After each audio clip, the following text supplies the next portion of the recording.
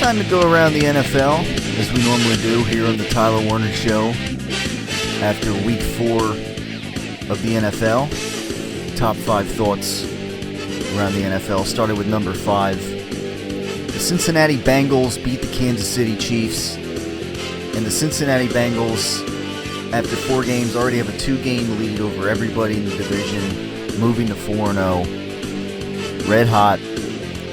Pretty similar to the way they typically start the season here, but already out of the gate, 4 games, they're already 2 games ahead. And with this, the Kansas City Chiefs and Andy Reid fall to 1-3, and it's looking like a long way up right now. Time's yours. Number 4, the Ravens get off the schneid, as Tony Bruno would say. One of the last teams here, along with the Saints, to do so. As the Ravens beat the Pittsburgh Steelers in overtime. Again, I mean, for those who watched the game, obviously Josh Scobie missing a field goal. And just a lot of kickers in general this week missing field goals left and right that are typically very makeable. And obviously a key miss here for that sends the game in overtime, where the Baltimore Ravens take advantage. And it just always seems like, despite the Ravens starting out 0-3 this season, I mean they were able to get their first win here against the Steelers. They always, regardless, I mean, you can always expect the Ravens to show up against the Pittsburgh Steelers, and they did here and win this game in overtime. They're still on the outside looking in at 1-3 right now, but nevertheless, they get their first win. Pittsburgh, again, Michael Vick out there starting. Didn't play a bad game, but, the question is, I mean, can he fill Big Ben's shoes? And it's a bit, 2-2 right now. Still got a ways to go, I guess you could say. So, Vick's first outing with the Steelers a loss. Number 3, the St. Louis Rams, led by, of course, none other than Nick Foles, hands division rivals Arizona Cardinals their first loss in Arizona, mind you. So, I mean, how about that? Let's make some noise, come on! Nick Foles, 2-0 in the division right here after beating, again, giving Arizona their first loss of the season. A key win there for the St. Louis Rams. They're now at 2-2, and, while Arizona is 3-1 leading that division right now, I mean, who knows? You don't know what can happen, but they're right there. And obviously, knocking down one of the kingpins in the NFC right now, as of now, are the St. Louis Rams after a pretty forgettable performance in Pittsburgh last week. So it's a good job out of Nick Foles and the St. Louis Rams.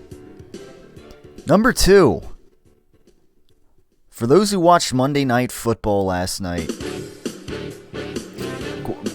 talk about a game. Seattle Seahawks, there's no way at home that they could fall to 1-3. They were missing, obviously, Mr. Marshawn Lynch.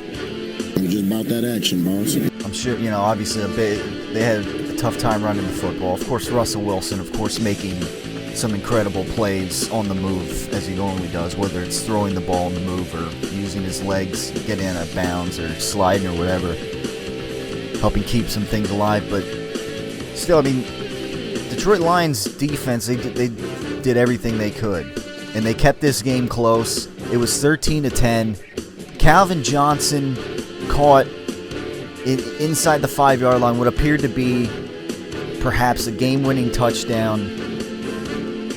As his arm is going forward with the ball, of course, the man who came back last week and helped get things off the ground for the Seattle Seahawks in their first win last week, Cam Chancellor, knocks the ball free before it crosses or touches the plane, however you want to word it. I mean, perhaps saving the season right there. I mean, the Seahawks, they could have fallen to 1-3 there, but 2-2 is obviously a big difference, and Cam Chancellor, a big difference maker this week and last week. Certainly, again, I mean, the fact that they were able to win that game was huge. And Cam Chancellor, again, wasn't still holding out the first 2 games of the season, but he comes back game 3. They start getting some wins, and again, here just a key factor in this win. Seattle runs out the clock, and pretty much it's smooth. It was smooth sailing from there. Seahawks get their second win of the season, move to 2-2, and again, I think they're get some things going here. But of course, they can use Marshawn Lynch back. Number 1 thought around the NFL this week is just the Atlanta Falcons in a roster that was very turned over this season. They just continue. They're red hot right now. They steamroll the Houston Texans 48-21. I mean, for all intents and purposes, Houston's points pretty much came in garbage time when the game was well over. So, it is what it is there. The bottom line is the Falcons, whether it be, Devontae Freeman out of the running game just on fire, or of course Julio Jones and Matt Ryan, even Roddy White to some extent, just getting the job done. And the Falcons, continuing pretty solid defensive core. They moved to 4-0 on the season and are at the top of that division along with the Carolina Panthers, who are also 4-0. But, if you have to ask me right now, the Falcons, they just continue to look like one of the more impressive teams in the NFL right now. Up there with the, obviously the Green Bay Packers, also sitting at 4-0 as well. So, that's another pretty interesting week. Again, a lot of missed field goals around the league in the NFL this week for those who have been tuning in. Of course, you go to the NFL, or you go to the Eagles, for instance, and Sturgis and missing a few kicks, and it's just like Josh Scobie. It was just some like awful kicking around the NFL. The state of kicking, and even Chip Kelly mentioned it when he was kind of asked about Sturgis and whether or not he was going to remain the kicker. Chip Kelly, even said himself, it's the state of kicking in the NFL is sad. But then again, hopefully, see the great teams. Typically it doesn't come down to kicking as it is. So that's pretty much that. But again, a lot of games this week could have been different because of missed field goals. Again, you look at the New Orleans Saints beating the Dallas Cowboys. This obviously that game perhaps should have never gone to overtime because of that missed field goal hitting the left upright and not going through. But then again, nevertheless, the Saints were able to right away in overtime. Breathes to C.J. Spiller, and as it is, that is the next opponent, of course, for the Philadelphia Eagles. So obviously, perhaps, I don't know, could the Saints to some extent be getting back on track? I don't know. But anyways, it's kind of, I guess a new segment here in the Tyler Werner Show as we just went around the NFL. Maybe to lighten things up a little bit. Maybe, I don't know. It's another rough week for the Philadelphia Eagles, obviously, and fans and whatnot. It's time to go around the NFL in a different way, of course, with the new segment, none other than This Week in NFL Memes. Just a, general idea. Some of, kind of to recap some of the things going around in the NFL this week with some fans coming up with some creative memes or memes. Here's I guess for Detroit Lion fans who watched the game last night, you saw your team go to 0-4, and somebody I guess took the time to Photoshop a Detroit Lions jersey as I guess to kick things off here with this week in NFL memes. Photoshopped the last name Owen with the number 4 on the back of a Detroit Lions jersey. Unfortunately, for Lions fans, they're the only team after that loss in the NFL last night to still be 0-4, which I think is a bit surprising. I'm surprised there's not more 0-4 teams right now in the NFL, but that there's only one winless team while there's several 4-0 teams. I mean, 4-0 teams, you talk about obviously the Bengals, the Broncos. Of course, the Patriots had a bye, so they're 3-0, still undefeated. You look around the NFC, there's 3 4-0 teams, the Packers, the Panthers, and the Falcons. So you got, 6 undefeated teams still to just one 0-4 winless Detroit Lions team. So that's that right now. Now here's one, the Dallas Cowboys. A lot of people refer to them as dem boys. We them boys or whatever. Well, somebody, I guess, this one was very simple. They, instead of the Dallas Cowboys logo, it's essentially the blue background handicap parking sign with the words "We Them Boys" in place there. Obviously, the Cowboys hampered by injuries right now, and I don't know, it probably hurt them yesterday and may continue to hurt them. Of course, they got the New England Patriots coming off of the bye, and Tom Brady, and to me, those balls are perfect. And of course, his perfect balls and everything. Probably, probably ready to get back into action and perhaps move to 4-0. I don't know, but so hopefully, I guess obviously get well soon is going through the minds of Cowboy fans when it comes to Tony Romo and Des Bryant and whatnot. Definitely use some of their guys back.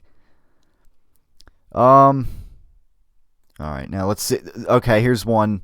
Since when did Josh Scobie get traded to the Saints? Of course, after missing that field goal badly in the Steelers-Ravens game on Thursday night, and then come on Sunday Night Football 3 days later, the Saints, again, missed field goal that could have perhaps in overtime cost them the game, but it didn't really cost them after all, as the Saints were rolling at that point, and Drew Brees connected with C.J. Spiller for like an 80-yard touchdown. So that's pretty much that. Here's another one. Picture of Darren McFadden running the football for the Cowboys. That awkward moment when Darren McFadden is the only healthy Cowboy to, I guess, pick up on the "We Them Boys" with the handicap sign for the Dallas Cowboys and the pretty banged up Dallas Cowboys, I guess you could say. Now, here's one that it kind of goes to show you how good Aaron Rodgers is, and I guess how maybe not so good somebody else is.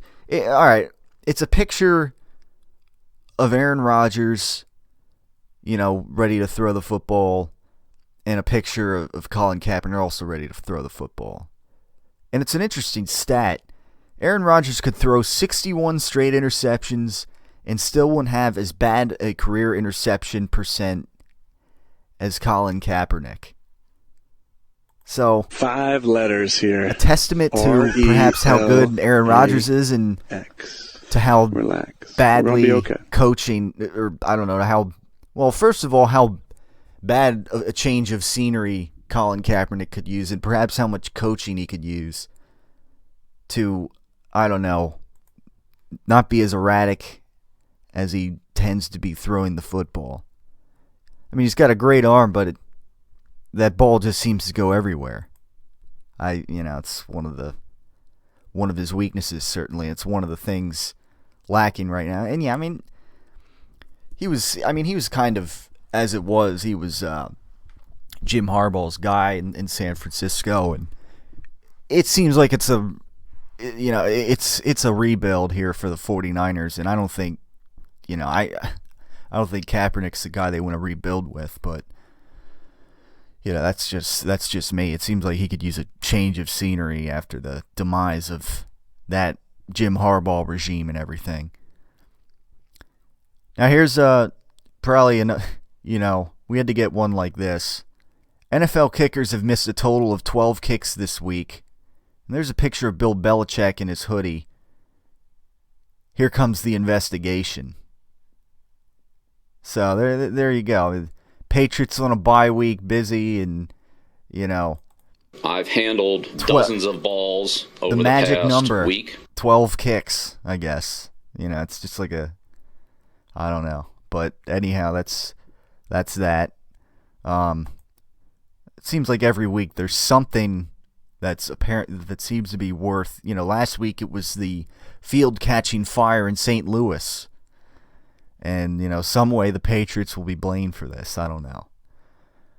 Now, here's one with a picture of Chip Kelly with his eyes closed, and in the background, an ESPN Films 30 for 30.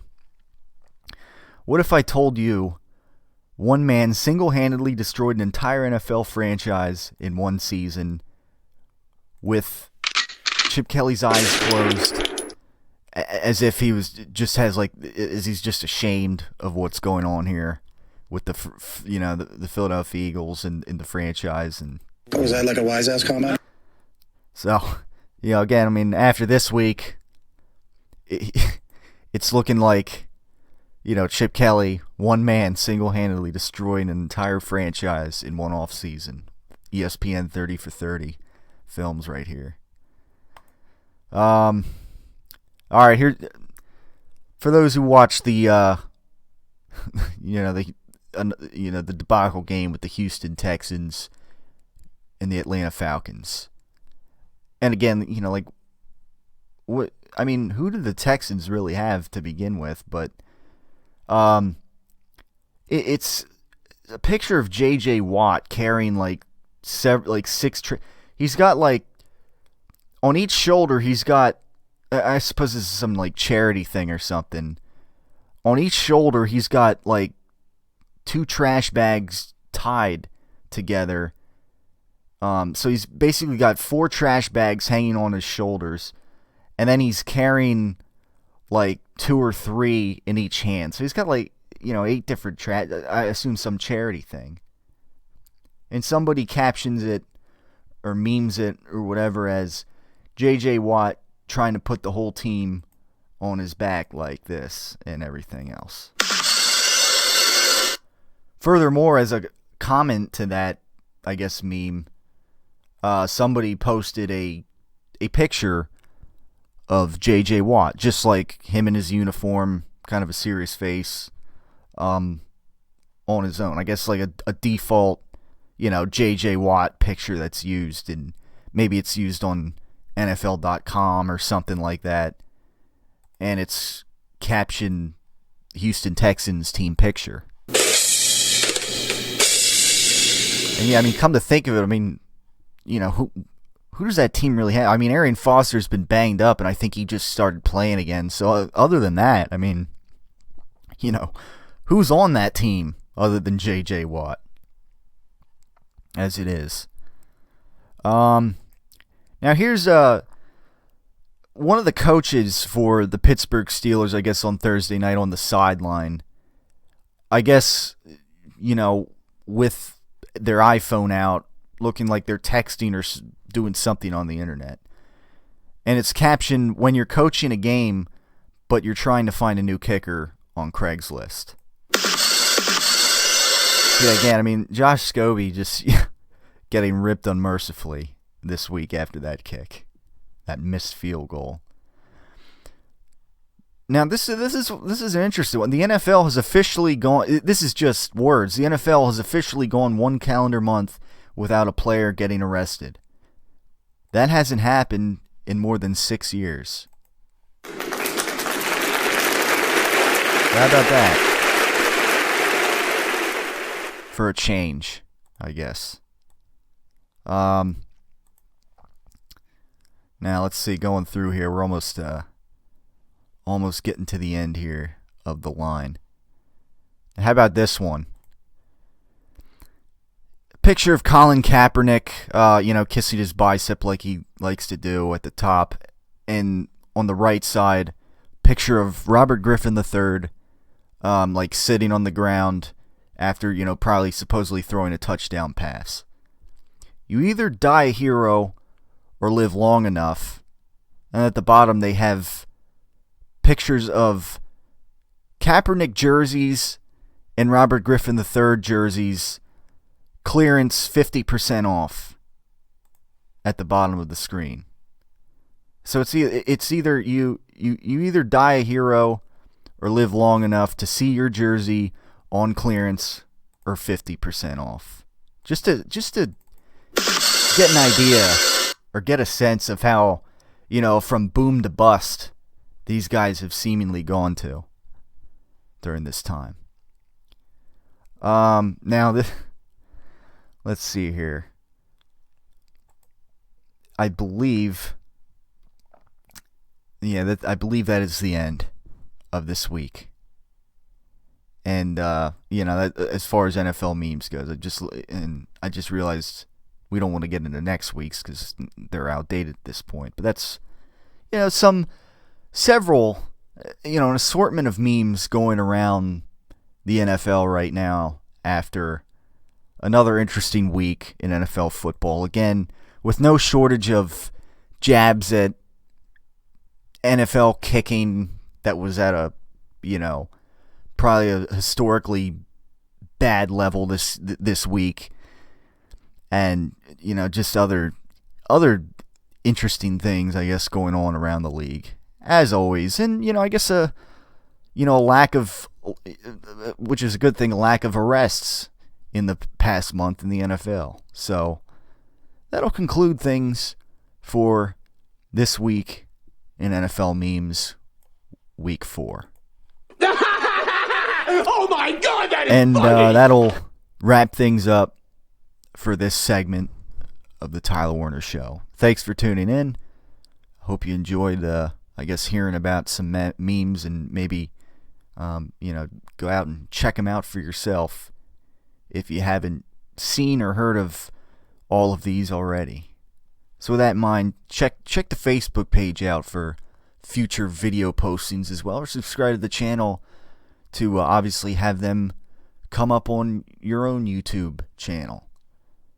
Facebook.com/Tyler Werner Show is the way to check that out. And send your comments and thoughts as we start heading towards Week 5 in the NFL, and as the Eagles perhaps try to start saving their season as they host the New Orleans Saints this week, and will, I guess, perhaps try to execute better, as Chip Kelly says, and not fall to 1-4, and essentially pretty much put a wrap on the idea of making the playoffs in the 2015 NFL season. So with that in mind, thanks for tuning in, or tuning on, I guess, if you want to call it that as well. It's no big news flash that many people, you included, eat as a way to medicate themselves. You can choose to worry about it or not. You can choose to panic about your situation or not. It's clear what you must do in order to make important changes. 5 letters here. RELAX. Relax. We're going to be okay. In order for you ever to effectively figure out and map how to get to where you want to go, you have to first know exactly where you are starting. RELAX. Relax. You have to be willing to change what you're doing. You can change your behavior. Attention parents. Is your under 18-year-old daughter being cyberstalked by a man who identifies themselves as a grown adult male? I want to meet you and fool around. Are you up to meeting tonight, hon? I think I would like to shower with you. We can do it in the shower, too. If so, you need to contact Chris Hansen and Company to bust these online cyberstalkers. How are you tonight? Why don't you have a seat there and get comfortable for that? I guess you're going to tell me next that this is the very first time you've done something like this. Chris Hansen and the Dateline crew will take care of it. Contact us, and we will put an end to the cyber stalking that your daughter is experiencing. Well, there's something you gotta know. I am Chris Hansen with Dateline NBC, and we're doing a story on computer predators. What defines the perfect ball? It's not just about size when it comes to Brady and Belichick's slow-cooked Italian meatballs. I've handled dozens of balls over the past week. We prepare our balls over time. The texture of the balls is very easy to identify. And that slow-cooked texture is one of the qualities that make Brady and Belichick's meatballs stand above the rest. But it's also Brady's unique rubbing process that only he has the authority to perform. When I pick those footballs out, to me, they're perfect. I don't want anyone touching the balls after that. I don't want anyone rubbing them. To me, those balls are perfect. Once the balls reached an equilibrium, we're down to the rubbing process. Brady and Belichick's slow-cooked Italian meatballs. When you're looking to make it a pasta night, or doing a little catering, like Brady would say, to me, those balls are perfect.